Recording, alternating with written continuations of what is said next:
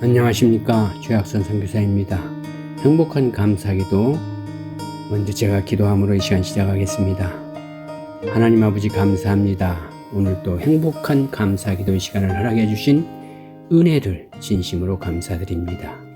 이 시간을 통해 하나님 아버지만을 바라보고 기도함으로써 주님 안에서 평강과 감사와 소망 가운데 살아갈 수 있도록 인도하여 주시옵소서. 아버지 하나님, 오늘은 가정을 위한 기도의 시간을 가지려고 합니다. 우리 모두에게 행복한 가정을 주셔서 감사합니다. 우리의 가정이 천국의 기쁨과 소망으로 구별해 주셔서 진심으로 감사합니다. 오늘 또 아버지 하나님께서 이 행복한 감사기도 시간에 함께하여 주실 줄 믿고 이 모든 말씀 예수 그리스도의 이름으로 간절히 기도합나이다. 아멘. 오늘 행복한 감사기도의 제목은 가정을 위한 기도입니다. 먼저 성경 말씀 창세기 2장 18절과 22절, 25절까지를 봉독하겠습니다. 여호와 하나님이 이르시되 사람이 혼자 사는 것이 좋지 아니하니 내가 그를 위하여 돕는 배필을 지으리라 하시니라.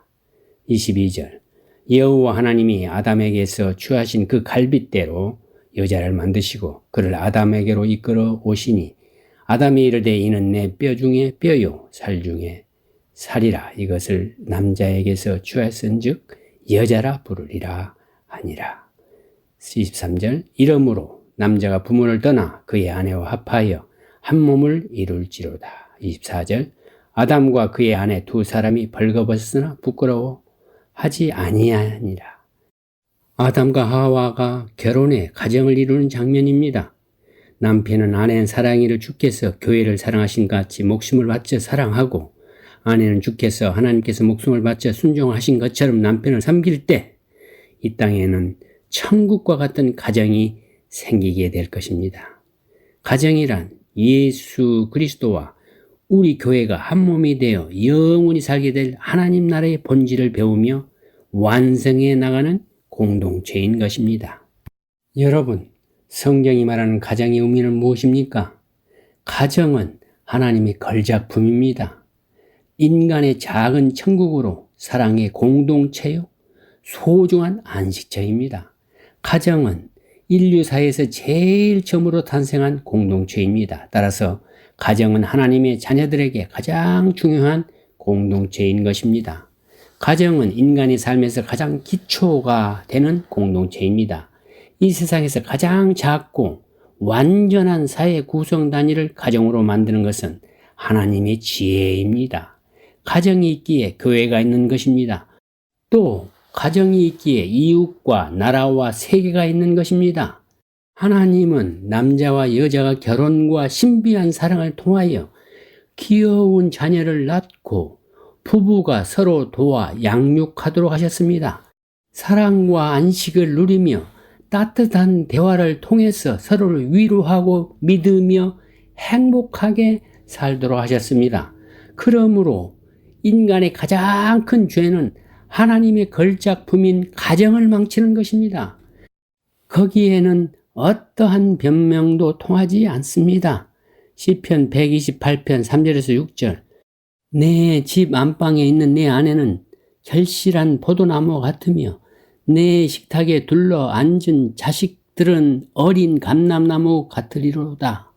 여호와를 경외하는 자는 이같이 복을 얻으리로다. 여호와께서 시온에서 내게 복을 주실지어다. 너는 평생에 예루살렘의 번영을 보며 내 자식의 자식을 볼지어다. 이스라엘에게 평강이 있을지로다. 가정은 좋은 인생을 위한 베이스 캠프가 되어야 합니다. 하나님 말씀의 약속이 이루어지고 실천하는 곳이어야 합니다. 어니스틴 슈만 행크 여사는 가정은 무엇인가라는 질문에 이렇게 대답했습니다. 지붕은 비를 피하기 위한 것이 아니겠어요? 또 네 개의 벽은 바람을 막기 위한 것이 아니겠어요? 그리고 마루는 추위를 막기 위한 것이 아니겠어요? 물론 그래요. 하지만 가정은 그 이상이지요. 가정은 아기의 웃음이요, 엄마의 노래요, 아버지의 강건함이요, 연인들의 성실성이요, 우정입니다. 뿐만 아니라 가정은 어린이들에게 최초의 학교요, 교회입니다. 그들은 가정에서 정의와 선과 친절을 배우죠. 상처 입었거나 아플 때 그들은 가정에서 안정을 찾게 됩니다. 가정에서의 기쁨은 배가 되고 슬픔은 반감됩니다. 가정에서 어머니와 아버지는 존경과 사랑을 받게 되죠. 가정엔 어린이들이 있어야 돼요. 그리고 우리의 조촐한 식탁은 왕께 대접해도 손색이 없어요. 왜냐하면 그것은 우리가 정직하게 번 것이기 때문이죠. 가정에서 돈은 친절한 모습보다 중요치 않아요. 가정에서 차 끓는 소리는 행복의 노래죠. 하나님, 가정을 축복해 주세요. 라고 고백하고 있습니다. 우리는 흔히 가정을 작은 교회, 교회를 큰 가정이라고 말합니다. 또 가정교회라는 말로 사용하고 있습니다. 그렇다면 가정과 교회는 어떤 관계입니까? 하나님이 친히 만드신 2대 공동체가 있습니다. 바로 가정과 교회입니다.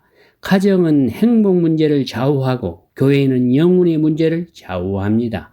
결국 행복한 영혼의 비밀은 가정과 교회 안에 있는 셈입니다. 가정은 아담의 몸이 찢어져 뽑힌 갈비뼈로 만들어졌고 교회는 예수님의 몸이 찢어져 흘린 피로 만들어졌습니다. 왜 가정과 교회가 중요합니까? 신앙 인격 형성의 가장 기초적인 도장이기 때문입니다. 개인의 영성도 중요하지만 공동체의 영성이 더욱 중요합니다. 교회가 우선입니까? 가정이 우선입니까? 라는 질문에 대한 정답은 둘 다 우선입니다가 맞습니다. 교회와 가정은 취사 선택할 수 있는 것이 아닙니다. 가정은 교회의 기초이기 때문에 둘은 함께 가야 합니다. 교회에서의 신앙과 삶을 통해 가정이 회복되어야 하고 가정의 회복은 다시 교회를 통한 사역으로 이어져야 합니다. 그리고 교회 안에서 더 큰 가정을 만날 수 있어야 할 것입니다. 성도는 교회 생활도 잘해야 하지만 가정 생활에도 잘해야 합니다. 큰 가정인 교회와 더불어 작은 교회인 가정도 사랑이 넘치는 가정으로 만들 때 그 인생은 가장 행복한 인생이 되는 것입니다. 가정은 또 교회와 함께 하나님의 사역을 감당해야 할 사역 공동체입니다. 우리는 모두 교회 생활에 익숙해 있지만 진정한 사역에 일어날 수 있는 곳은 우리의 가정입니다. 가정이야말로 삶의 모습이 있는 그대로 다 드러나는 삶의 현장이기 때문입니다. 그렇다면 가정이 할 수 있는 하나님의 사역에는 어떤 것이 있을까요?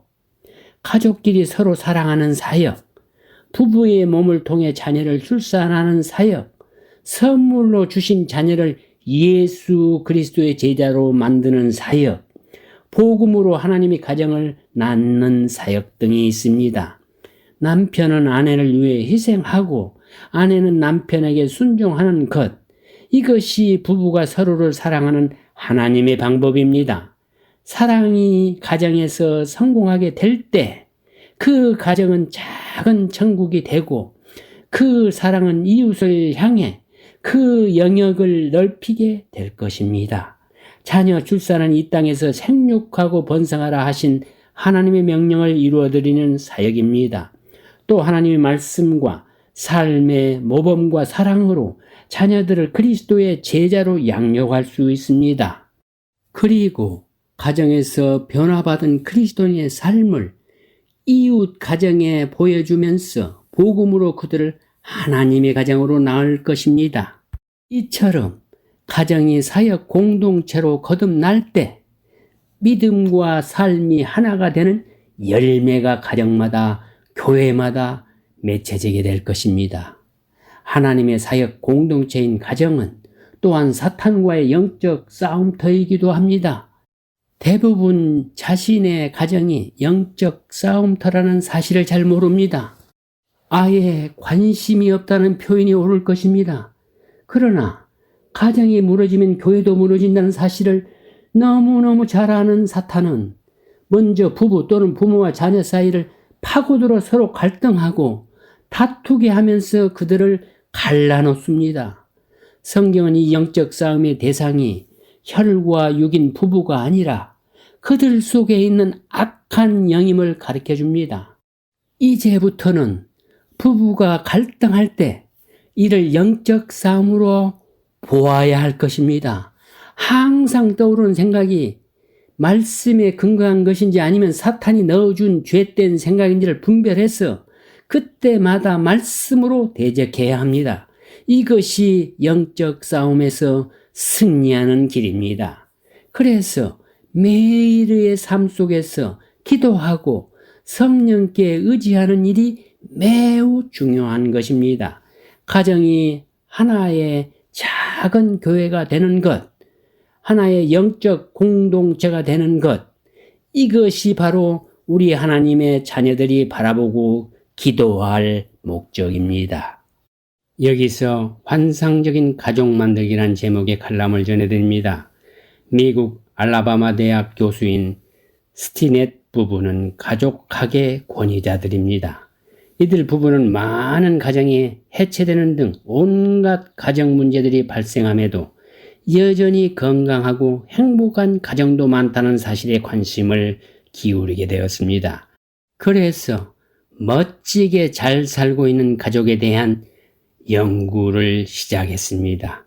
이들은 가족을 튼튼하고 행복하게 만드는 것은 무엇인가라는 주제로 무려 25년에 걸쳐 1만 4천여 가족을 조사했습니다.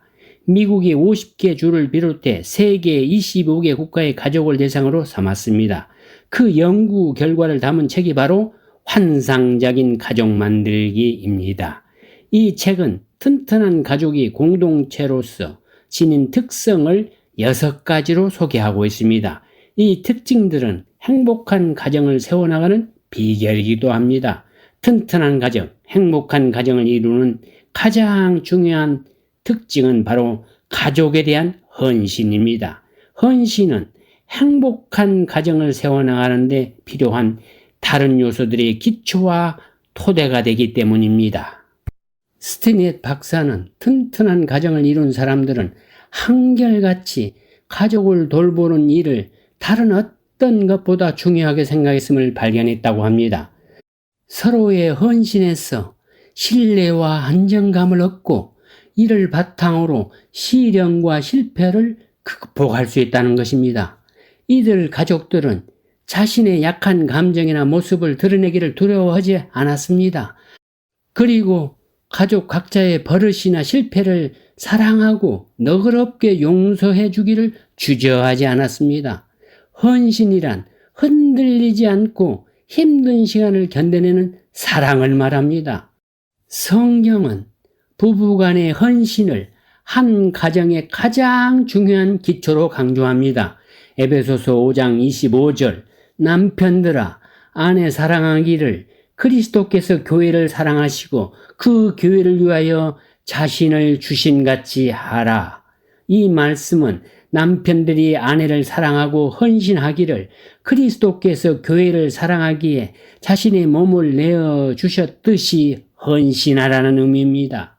가정에서의 헌신은 부부간의 헌신을 바탕으로 자녀들에 대한 헌신, 부모님에 대한 헌신, 그리고 형제들에 대한 헌신으로 넓혀져 갑니다. 튼튼한 가정의 6 특징 중 2번째는 감사와 애정의 표현이랍니다. 부부 또는 부모와 자녀 사이에 감사와 사랑의 마음을 전하는 데 적극적인 가족들이 행복을 누리는 튼튼한 가정이라는 것입니다. 이 책에는 한 어머니가 시집간 딸이 아이를 낳은 후에 보낸 편지를 읽고 행복해하는 이야기가 실려 있습니다. 딸이 아이를 낳고 나한테 편지를 썼어요. 엄마처럼 좋은 엄마가 되었으면 좋겠어요. 정말 기분이 최고로 좋았어요. 그것이 나에게 어떤 의미인지 표현할 수조차 없었어요. 그 딸을 길러 시집 보낼 때까지 숱한 고생을 치렀음에도 불구하고 엄마처럼 좋은 엄마가 되었으면 하는 편지 한 구절에 그렇게 행복해지는 것입니다. 이런 감사와 애정의 표현이 튼튼한 가정을 세워나감에 기초가 됩니다. 이 감사와 애정의 표현은 잔물결 효과를 일으킵니다. 연못에 돌을 던져지면 잔물결이 있는 것처럼 감사와 애정을 표현하는 조약돌이 생활 속에 던져지면 삶의 깊은 곳에 물결이 일게 됩니다. 이러한 물결이 이어지는 가정들은 즐거운 삶의 보금자리가 되고 사랑이 은은히 자라는 환경을 이루게 되는 것입니다. 환상적인 가족 만들기 세 번째로는 긍정적인 대화랍니다. 좋은 대화는 건전한 정신건강을 촉진합니다. 긍정적인 대화를 위해서는 충분한 시간을 두고 이야기하고 잘 듣고 상대방의 세계로 들어가서 생각해보고 비판이나 평가를 삼가하고 항상 정직히 말하는 것이 필요하답니다. 환상적인 가족 만들기 네 번째로 함께 시간을 보내기입니다. 가족이 함께 할 때 고독과 고립 그리고 소외를 막아준답니다. 세상에서 가장 값진 선물은 비싸고 좋은 것이 아니라 특별한 사람에게 자기의 시간을 내어주는 것입니다. 함께 시간을 나누는 좋은 방법으로는 첫 번째, 함께 식사하며 담소 나눈다. 두 번째, 집안일을 함께 한다. 세 번째, 함께 논다. 네 번째, 교회에 함께 가고 클럽과 야외 활동을 같이 즐긴다. 여섯 번째, 특별한 이벤트를 마련한다. 일곱 번째, 특별한 일을 하지 않아도 함께 있다 등이 있답니다. 환상적인 가족 만들기 다섯 번째로는 영적 건강입니다. 영적 건강은 가족을 튼튼하게 만듭니다. 우리는 자녀들을 어릴 때부터 영적으로 정확하고 바른 진리를 가르쳐야 합니다. 공부와 출세와 좋은 학교가 아니라 자녀에게 바르고 정확한 신앙심을 심어주는 것이 정말로 중요하다는 것입니다. 우리 가정은 하나님과 동행할 때 비로소 삶의 의미와 지혜를 얻을 수 있습니다. 환상적인 가족 만들기 마지막 여섯 번째, 스트레스와 위기를 대처하는 능력입니다. 스트레스와 위기를 어떻게 잘 관리하느냐가 중요합니다. 스트레스를 줄이는 방법으로는 첫 번째, 균형 잡힌 시각으로 바라보는 것이고 두 번째, 최선을 다한 뒤에 하늘에 맡기는 것입니다. 세 번째, 자신보다 더 큰 것에 초점을 맞추고 네 번째, 유머 감각을 잃지 않고 다섯 번째, 한 번에 한 걸음씩 나아간다. 여섯 번째, 기분 전환과 재충전 등이 있습니다. 여러분, 성경적인 가정생활은 어떤 모습입니까? 어떤 가정이 하나님의 은혜와 사랑이 넘치는 행복한 가정이 될까요? 세상에는 완전한 가정이란 있을 수 없습니다. 완벽한 환경을 가지고 있어도 그 안에 사는 사람들이 행복하지 않으면 전혀 의미가 없습니다. 완전한 가정을 만들려고 애쓸 필요도 없습니다. 대신 행복한 가정을 이루는 노력이 더 필요합니다. 비록 가진 것은 많지 않아도 사랑이 있고 꿈이 있고 내일이 희망이 있으면 그것이 행복한 가정입니다. 그리고 그 행복한 가정이 작은 천국인 것입니다. 양원숭 가정사역자는 성경적 가정생활을 위한 7가지 열쇠를 제시하고 있습니다. 그 첫 번째는 성숙입니다. 남편과 아내가 육적으로 성숙했으나 영적, 인격적으로 성숙하지 못할 때 많은 문제가 생깁니다. 이는 내 뼈 중에 뼈요 살 중에 살이라는 것이 아담의 고백에서나 죄 때문에 아담이 하와를 원망하게 된 것처럼 오늘날도 부부간에 서로에게 죄를 전가함으로써 부부 사이에 금이 가는 것을 자주 보게 됩니다.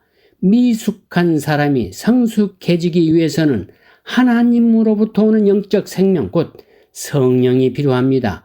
두 번째 열쇠는 순종이랍니다. 성령은 아내가 남편에게 순종하고 남편이 아내를 사랑했을 때 행복한 가정생활을 누릴 수 있다고 합니다. 남편이 잘나서가 아니라 남편이기 때문에 순종하라는 것입니다. 아내가 남편에게 순종하지 못할 때 자녀가 부모에게 순종하지 않는답니다. 세 번째, 사랑입니다. 하나님이 남자를 흙으로 여자를 남자의 갈비뼈로 창조한 것은 남성이 여성을 소중한 존재로 여기도록 한 것입니다. 베드로전서 3장 7절 남편들아 이와 같이 지식을 따라 너희 아내와 동거하고 그를 더 연약한 그릇이요 또 생명의 은혜를 함께 이어받을 자로 알아 귀히 여기라. 이는 너희 기도가 막히지 아니하게 하려 함이라. 네 번째 열쇠는 대화입니다. 최근 가장 큰 이혼 사유가 대화의 부족이랍니다. 대화는 먼저 듣는 기술이 필요한데 상대방의 귀를 기울이는 자세가 우선돼야 합니다. 가족 간의 대화를 아름답게 이끌어갈 천국 방언은 미안해요, 괜찮아요, 고마워요, 사랑해요 입니다. 이들 말 속엔 용서의 뜻이 포함되어 있습니다.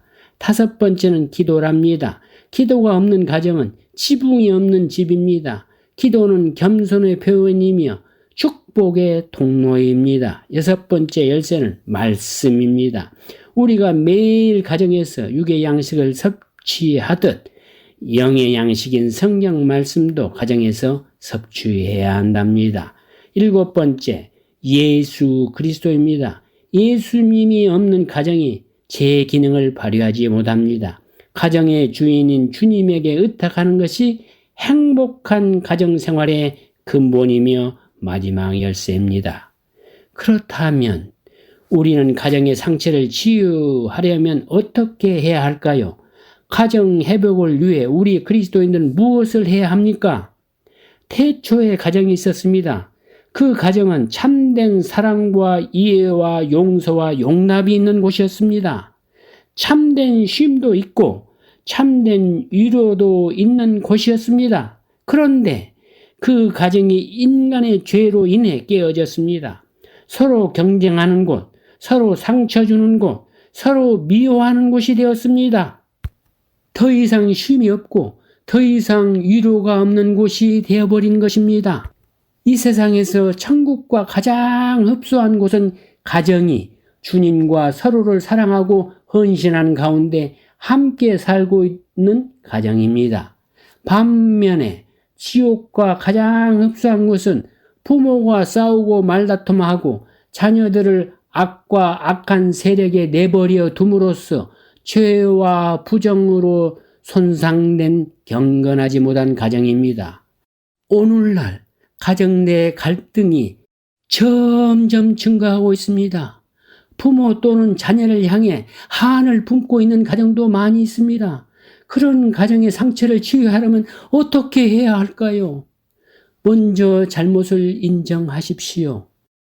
가정 내 갈등은 한쪽만 잘못한 경우는 별로 없고 서로 잘못인 경우가 대부분입니다.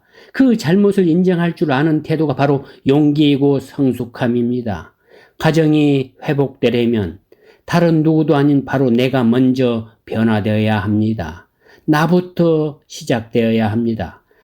하나님 앞에 바로 서서 그분의 은총의 빛으로 내가 새로 지어져야 합니다. 그럴 때 그 변화가 내 배우자에게, 내 자녀들에게, 내 형제들에게 그리고 부모에게 파급되어 갈 수 있습니다.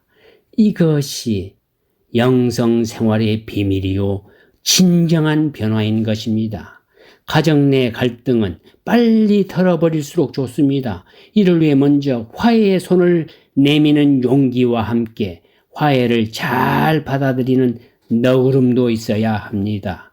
가정 내의 잘못은 서로 용서하고 용서받아야 합니다. 거기에 사랑을 더해서 생각해야 합니다. 정의감도 있어야 하지만 정의감과 함께 사랑으로 덮어줄 줄도 알아야 치유와 회복의 역사가 나타날 것입니다.